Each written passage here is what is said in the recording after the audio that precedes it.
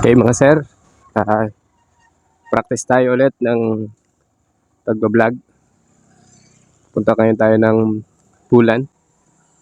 So may meeting kasi kami. At yun nga mga sir, hindi pa ako nakaka-upload ng mga content ko talaga para sa aking challenge. Yung challenge ko kasi ay 0 to million. Kumita tayo ng billion. So ngayon, practice muna. Nagpa-practice ako ng video kasi tinitingnan ko kung paano i-edit. Kinakabisado ko kung paano gawin kasi sayang naman yung magiging content natin, no? Yung unang subok natin na kumita ng pera. Kung yung quality naman ng video natin ay hindi maganda, yung nakakahiya. Kaya ito, kung mapapansin nyo, practice lang muna siya. So, titingnan ko mamaya kung okay at i-upload ko to. So ito yung pinakauna nating video at pangalawang video natin. Mahirap talaga magsalita, no, kapag una mag-vlog. Pero sinatsaga natin kasi ito yung kailangan eh. Kung hindi natin ipa-practice, hindi tayo magiging hindi natin ito makakabisado at walang mangyayari sa atin. Practice lang naman to muna. Pero i-upload ko to. Siguro yung magiging quality nito hindi maganda. Yun nga, ito nga. Kaya nangangarap tayo magkaroon ng action camera. So siguro, sunod na yun kapag meron na. Pero sa ngayon, yung goal muna natin ay maumpisahan yung ating challenge na 0 to million. Magkaroon tayo ng pera sa ating bulsa. Ano? So,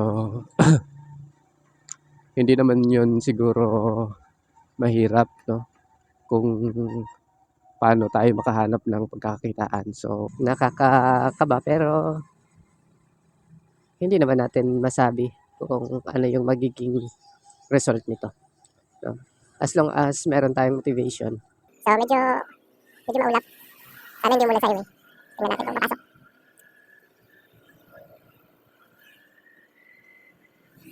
Ayun, pasok. Hindi naman tayo sa main road ng ano. Dadaan tayo ng Valley ulit. So, medyo mahirap siya. Kasi medyo malamig. Malamig yung panahon. So, gumanda yung takbo ng motor. Parang gumanda yung hata. Siguro, napag-isip-isip. Nakisama din. So, yan. Dadaan tayo dun sa bagong gawang kalsada. Ayun.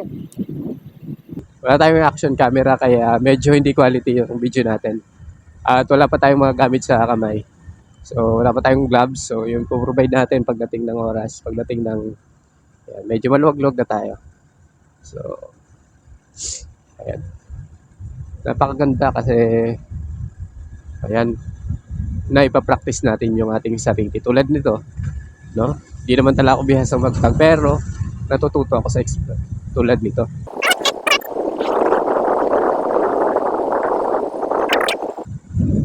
May bagong gawang ano dito, ginagawang ospital. So, kung galing kayong Mindanao, pagbaba niyo dito sa ano, sa Valley View, malapit na sa sentro ng Erusin. Makikita niyo ito. Bandang kanan, bandang kaliwa pala. Sayang.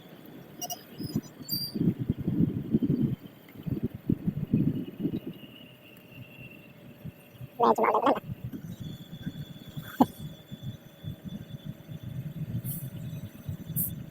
Ito yung Valley View. Maraming umitigil dito.